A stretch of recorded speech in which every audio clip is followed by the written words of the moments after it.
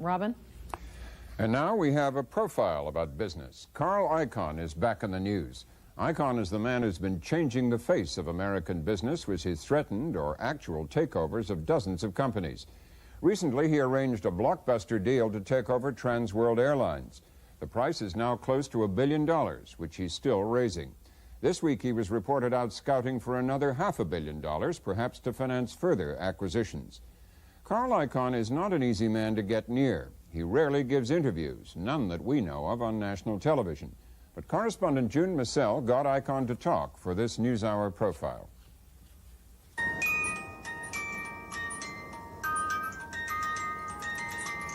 Staff gave me this toy plane to commemorate the TWA deal. I don't know what the future holds, but I'm sure it's going to be a fast-moving future with Icahn at the helm. Things are going to happen that before never would have happened in this airline. Icahn is the most worthy adversary I think I've ever faced. The man's business is taking over companies. He works very, very hard at it, and he's very, very good at it. I was once the rich uncle, now he's the rich nephew. Elliot Schnall, known as Uncle Elliot, helped Carl Icahn get started. In 1968, he loaned Icahn $400,000 so he could buy a seat on the New York Stock Exchange. Icahn began with options and arbitrage.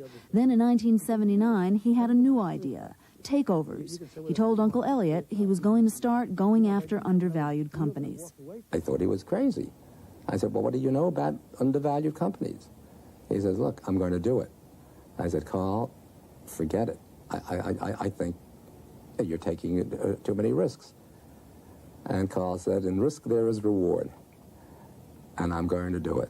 Well, he's told me I was crazy a lot of times in my life, so he's been wrong a lot of times. He told me I was crazy, so I wasn't too dismayed by that. Uncle Elliot soon changed his tune. He's been investing with Icahn ever since. Today, a wall in Icahn's office is covered with the annual reports of target companies Icahn & Company has gone after. Most of the targets fought back, either finding a more friendly suitor to merge with or paying Icahn to go away, buying back his stock at a premium price. That's called greenmail, and Icahn has been widely criticized for it. This is another horror story from a client of TWA. But Icahn and others on Wall Street say he hasn't accepted greenmail in a while, and Icahn maintains he never asked for it, management offered. Plus, he says other stockholders sometimes benefited as well. He has a favorite story about a meeting he had with executives of a company he was buying stock in. And the investment banker said, come on outside, Carl. So I come outside with him and said, look, he said, they don't like you at all. If you start buying more stock, we're going to dilute the hell out of you. He said, now on the other side of the coin, we'll give you don't have the stock too long, we'll give you a $10 million profit to walk away. He looks at me and says, do you want some time to think about it? I said, no, I'll take the $10 million. Icahn & Company has accumulated enough capital now that they don't have to sell back. Icahn's senior vice president, Al Kingsley, is constantly on the lookout for new deals. Somewhere under all this paper sits the germ of a new idea. The Icahn strategy is to look for undervalued stocks, stocks that sell below the true value of the company. I only buy stocks that are down, related to assets. If the stock goes up, you don't see me around because there's no bargain, and I only buy a bargain. While Icahn has waged many hostile takeover battles, he's only actually taken control 3 times. But in all cases, his company has made money, as much as $25 million on a deal. The first target Icahn went after was Tappan Stove. That same year, 1979, he bought his first small company, Bayswater Realty. Next came a series of lawsuits and raids on some big names, like Marshall Field, Hammermill Paper, Dan River, and American Can. In 1984, he bought his second company, ACF, a Fortune 500 railroad car manufacturing and leasing firm. After that, more takeover battles for Phillips Petroleum, Uniroyal, and TWA. In September of '85, he signed his third merger agreement with TWA. Ironically, just 1 year earlier, TWA's in-house magazine ran a story called Who's Afraid of Carl Icahn? Apparently, they found out. TWA is Icahn's biggest coup. It's the largest international airline serving the North Atlantic. And taking it over helps Icahn change his image from being primarily a speculator in companies to someone who actually buys them. I think his reputation on one level certainly has improved. I think more people see him as a man of his word and as a credible acquirer of companies than perhaps they did a year ago. He has to be considered as a true takeover threat. Michael Zimmerman is a partner at Solomon Brothers, a New York investment banking firm. He's worked on hundreds of takeover deals and recently represented TWA's management against Icahn. Of the people in his business, the people who are in the business of taking over companies, there's no one who is more persistent and more determined in what they do than he is. But determination was only part of it. Icahn managed to get something TWA's management could not get: labor concessions. The unions, pilots and machinists, agreed to approximately 20% in salary cuts in exchange for a small piece of the company if Icahn took over. They wanted Icahn to come in because TWA had announced a merger with Texas Air President Frank Lorenzo. Lorenzo was known for being tough on unions. I think Icahn's done everything he told us he would do. He's never reneged on anything he said he'd do. And he's a breath of fresh air, you see, in the business for us. I really believe that one of the problems in the industry is, and TWA is guilty of this, was guilty of this, that the real high echelon of management, the real top management, don't get into the pits and sit down with these guys and negotiate with them. Icahn spent the summer in negotiations, frequently on weekends and frequently till 6 o'clock in the morning. While investment bankers and lawyers were with him, advising him, Icahn believes his presence kept negotiations going. And if I weren't there, to say, wait a minute, fellas. And I go to my lawyers and say, hey, fellas, now come on. This is childish. Will you sit down? I'm paying your bill. Will you get down here? And the lawyers say, okay, Carl, sure.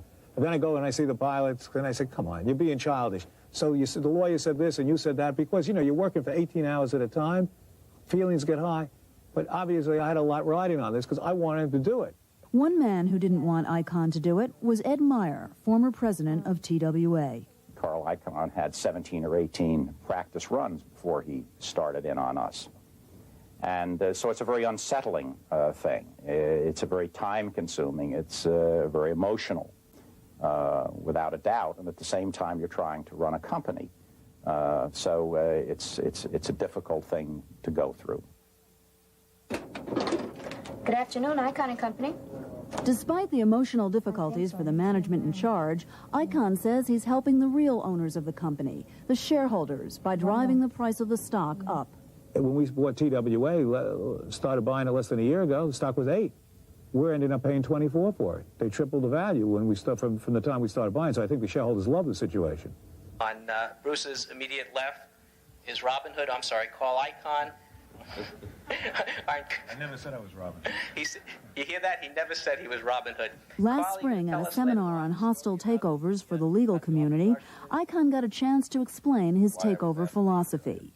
He believes that corporate America should be shaken up, that most companies are poorly managed and have too much bureaucracy, and that frequently accounts for low stock prices. Why is there the great divergence between real value of a company and what it's selling for? Ask yourself, why will somebody be willing to pay $60 for a Phillips Petroleum without management, but only $35 with management? What does it say about management? It's sort of simple. A corporation plus management is worth half of what a corporation is worth without management. Icahn also attacks what he calls the corporate culture, with its perks of jet planes, golf courses, and high salaries. An aristocracy is written in this country. It's a corporate aristocracy. Once a man gets to be at the level, gets to be in the corporate suite, it's sort of a nirvana for him. If you try to meet one of these guys, hey, I'll be out of pocket for the next 3 days. I'll be out of pocket. I don't know where they go when they're out of pocket, but they're always out of pocket. Icahn, who is known for being very witty, first complains about executives on golf courses, then switches gears and suggests that maybe it's not a bad idea if they stay there. He further amused his audience with humorous anecdotes to support his thesis. He loves to tell a story about the blunders of a major Park Avenue company. A real estate agent who I'm friends with told me incredulously, he said, you know, up on the 30th floor, they have a women's gymnasium. And I said, well, that's sort of lousy. He said, you know, they spend $100 a foot. They have a whole floor that's a women's gymnasium. This is a true story. And I said to him, well, you know, it doesn't sound too good, but what the hell, they all do that.